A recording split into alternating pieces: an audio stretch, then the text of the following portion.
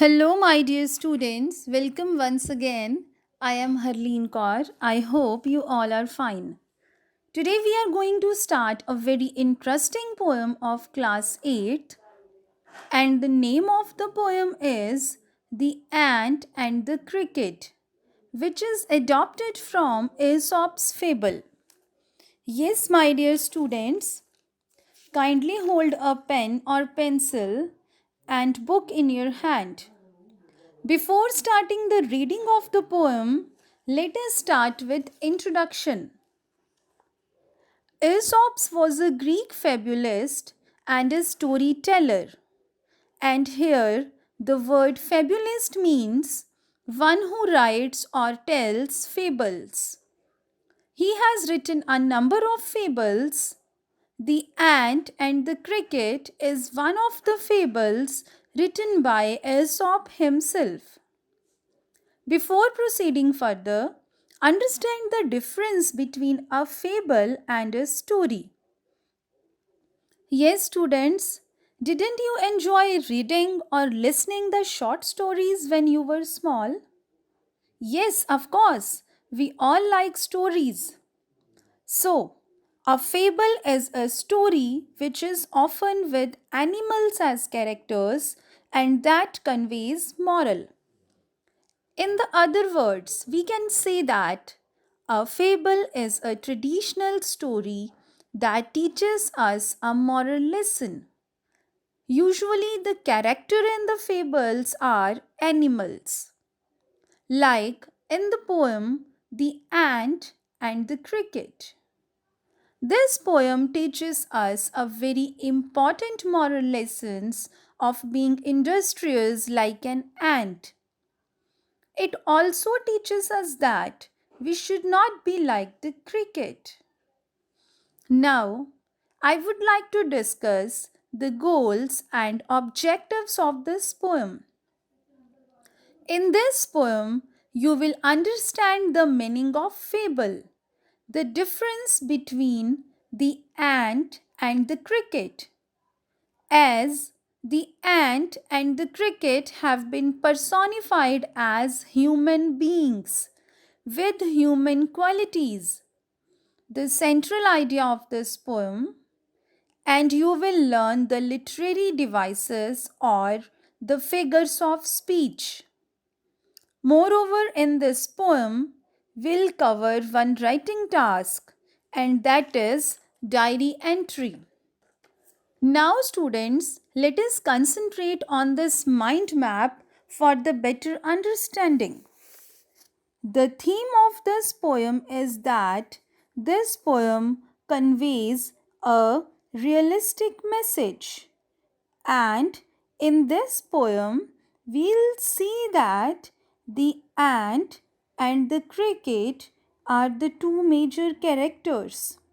And this poem tells us the story of a careless cricket who was busy in singing only and never thought and did anything for his future, and an ant who was very sincere to his work and thought and did for the future.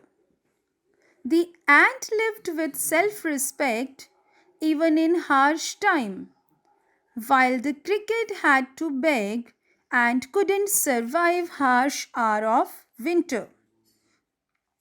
And presently, we are talking about two main characters who are giving us a contrast between two human characters.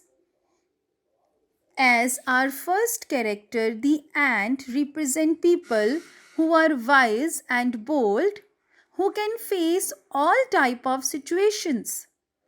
They are strong and mentally powerful. They are never anxious as they have planned for the future. They live happily and comfortably. However, the next character, the cricket, represents people who do not think about their future. If you don't save for your future, you are destined to suffer. They love merrymaking and always look for enjoyment. People like this face awkward situations like the cricket. Yes, students, I hope the brief introduction has been clear to all of you. Let us begin this poem, The Ant and the Cricket. And as we have already discussed, it is a fable. A fable is a story, often with animals as characters, that conveys a moral. This poem is about an ant and a cricket, contains an idea of far-reaching significance, which is as true of a four-legged cricket as of a two-legged one. Here, students, a two-legged one means human beings.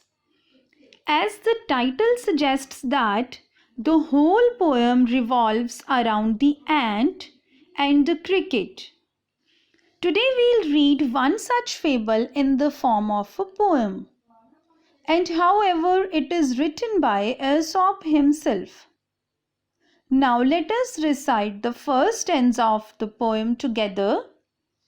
A silly young cricket, accustomed to sing through the warm, sunny months of gay summer and spring, began to complain when he found that at home his cupboard was empty and winter was come, not a crumb to be found on the snow-covered ground. Not a flower could he see, not a leaf on a tree. Oh, what will become, says the cricket, of me? Above all, students, write down the meaning of difficult words. Here, silly means foolish, cricket, an insect, accustomed, used to, sunny, warm, gay, cheering, complain, criticize, cupboard, and almirah. And in the next four lines also, crumb, a piece of bread, and become means happen. Now, let us read the poem in detail and understand a bit more closely. This poem is actually the story in the form of a poetry that is called a narrative poetry. In the particular stanza of the poem, we are introduced to the silly cricket, who loved to sing and dance away all his time. He never felt like doing anything. Students, now let me tell you something interesting. Have you noticed that in many countries the winter season is so severe that the ground always covered with snow? Due to this, the trees are bare. They have no leaves. But we don't have this concept in India due to the three seasons that are summer, winter and spring. You see, in such condition, most living creatures must gather food for their hard time. So, as we read, the cricket just wasted his time in singing and dancing during the summer and spring season.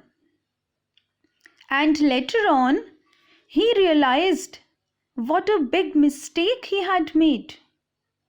Eventually, when winter came, he found his food cupboard was empty. He had nothing left to eat. Now just concentrate on next 4-5 lines. Starts from not a crumb to be found on the snow-covered ground. Not a flower could he see, not a leaf on a tree. Oh, what will become, says the cricket, of me?